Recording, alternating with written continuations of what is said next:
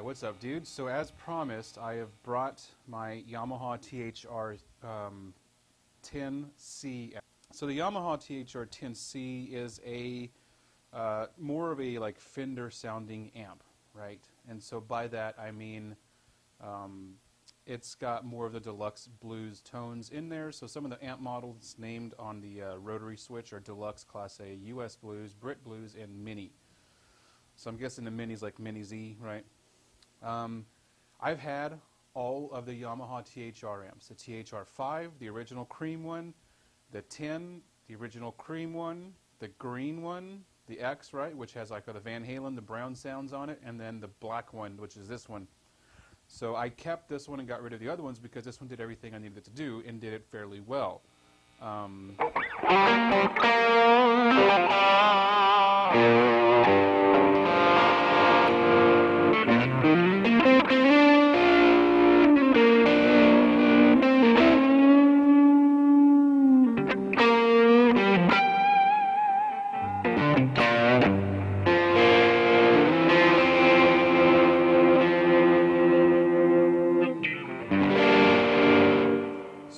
Like I said, I've had all of them, right? And the cream ones are amazing. I really wasn't a fan of the green one, the metal one. I just thought it didn't do what I wanted it. It didn't sound organic enough to me, right? So I got rid of the green one pretty quick. I had it for like maybe 3 or 4 months, and then I was like, fuck this. And I traded it in and went and bought the black one right here. So the black one's amazing. As you can tell, right now I'm on US blues. I'm using like an American...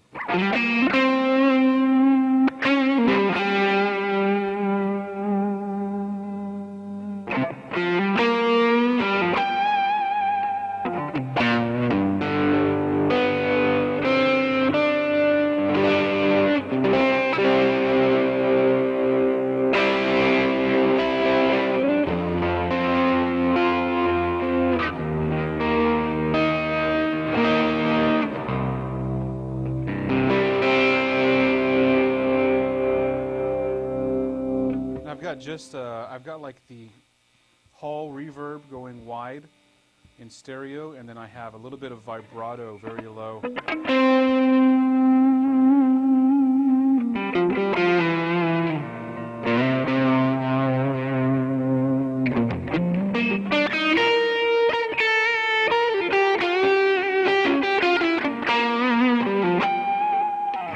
And the reason why I'm really showing you this video is because this amp only costs like $299, right? You can grab them used off eBay sometimes for about $190, and to be honest, all this bias stuff coming out and these heads, and I mean, fuck all that.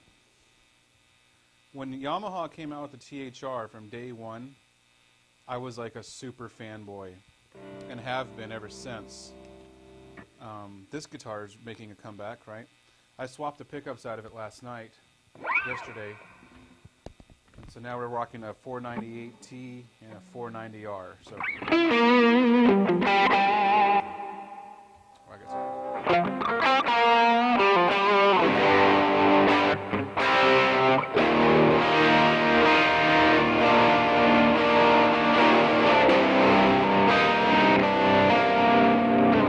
so this is like my mid crunchy tone that I use on this amp.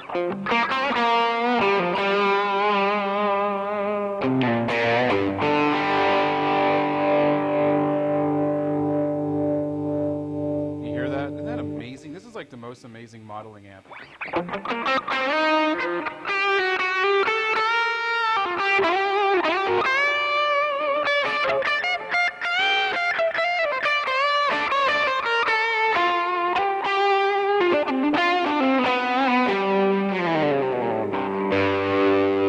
I'm going to go to my metal stage. This is user bank number 5.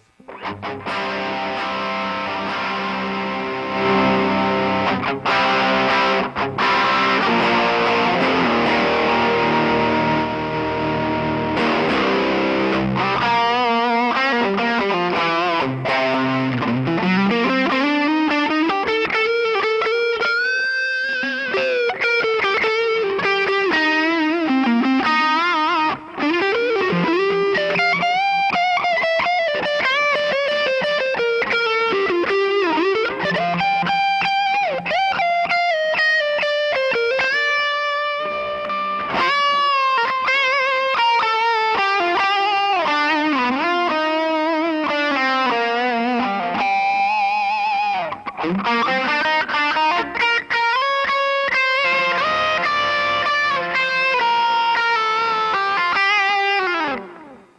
a little bit of delay on that one. Let's go straight for the reverb, the hall reverb.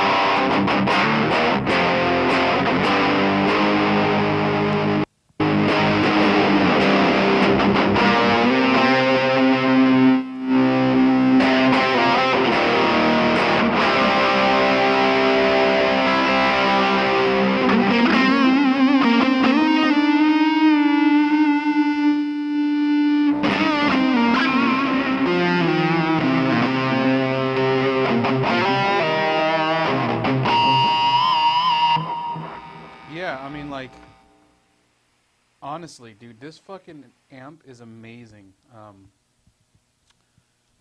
I bought this amp because I went into like a guitar shop in my old town I used to live in, and I already had, you know, the cream one, the 5, the 10, the green one, and this amp was sitting on top of a bunch of Fenders, and I plugged in some shitty ass guitar into it, and I hit that hall reverb where it's like in stereo and it's really wide and expansive. You know what I mean?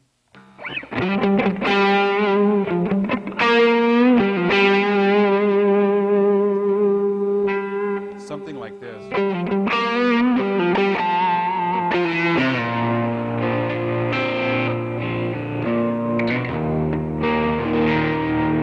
And I was like, holy shit. Wow, you know what I mean? Because the delay and the reverb on this amp are really good. And this is just onboard options, right? Because there's actually, when you plug in your guitar, your computer into the USB, you can use this thing as your input to your computer. But more importantly, there's like a lot more presets that you can actually fuck with, like a compressor, and then different reverbs or something like that, and delay stuff.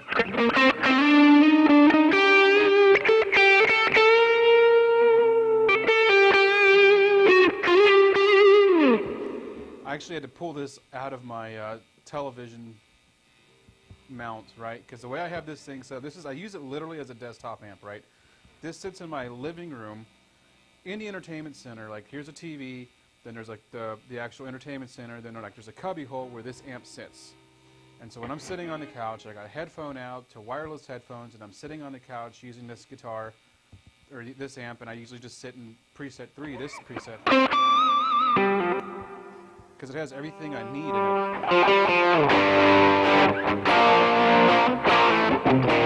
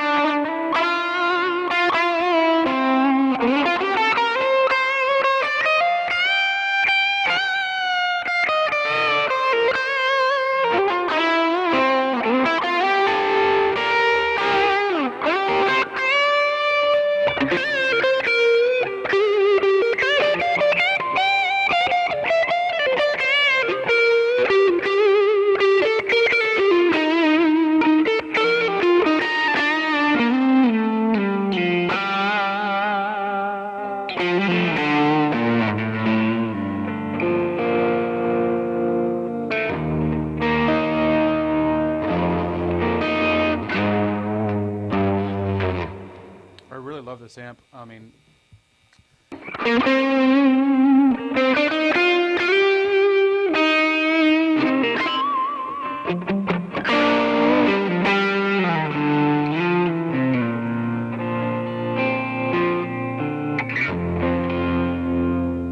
very responsive as well.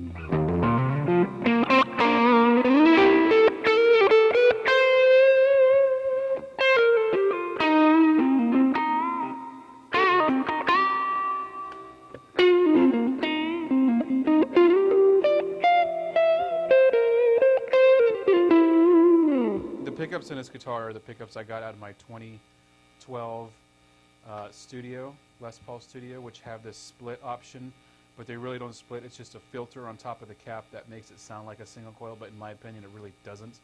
If anything, it makes it sound like a fat P90.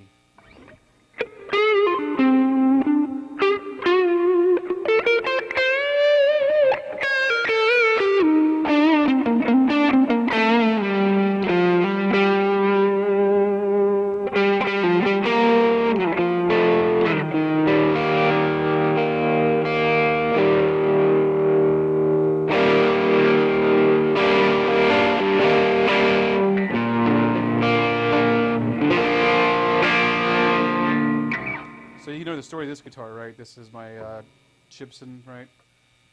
I got it, it's like 2012 maybe, so 2012-ish Gibson. She's really thick. Compared to my real Gibsons, right? She is very thick. Very thick guitar. I mean, it's almost just like, if you ever see like the real 50s and 60s ones, man, where they have those really huge maple caps on them, like 1-inch thick maple caps on them, right? Then they grind them down to get the arch top. That's what this guitar is.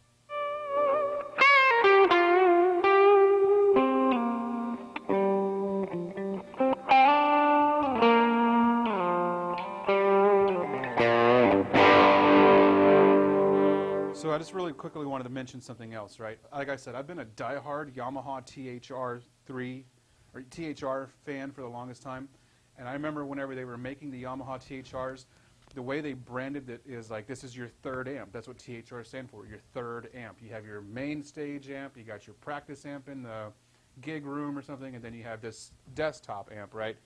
And that's what this is. It's supposed to be a desktop amp, and it's fucking the best amp, because once you play on something like this, you're like, wow, I don't need tubes, I don't need pedals, this is everything inside.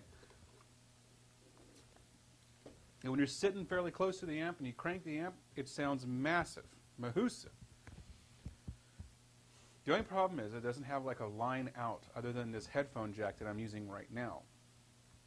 And it doesn't have switching, pedal switching. I have this user memory presets, but if you're on stage, you can't just like, you know, turn around and hit the, you know, it's just, and so what Yamaha did is they created an actual amp, right? The 100-watt Yamaha THR10. Badass amp, right? The only problem is that's not what I wanted. What I wanted was exactly what Yamaha had created originally, a third amp, a desktop amp. And that's what I wanted. I wanted a desktop amp. And so what I really wanted Yamaha to do is revisit this amp and make me like a version 2 and give me an effects loop, give me a foot switch controller, give me an emulated speaker out or something like that, because this is what I wanted, right? I mean, the third amp concept sounds kind of awkward and strange, but you got to remember this came out in like 2011 or 2012 before bias was out there. At that time, there was only positive grid JamHub on your iPhone, and it kind of was okay. But this blew that out of the water. But now you got bias, you got XFX, you got Helix, you've got all these emulators out there. You got the Kemper out there. You know, they're all great multi-$1,000 items.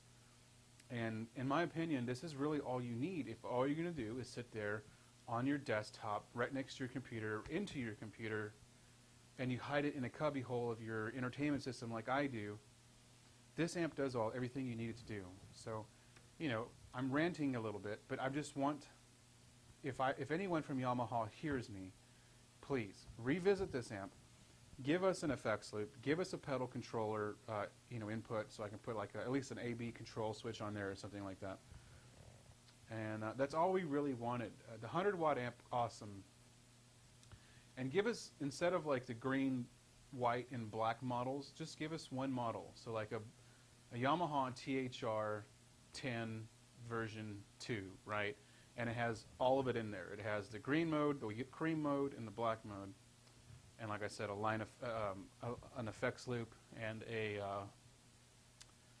foot switch controller. Anyways, so I'm pretty much done with this video. I really just wanted you to listen to it and check out the effects, because the effects are amazing. That reverb is, oh my god, especially in stereo expanse mode.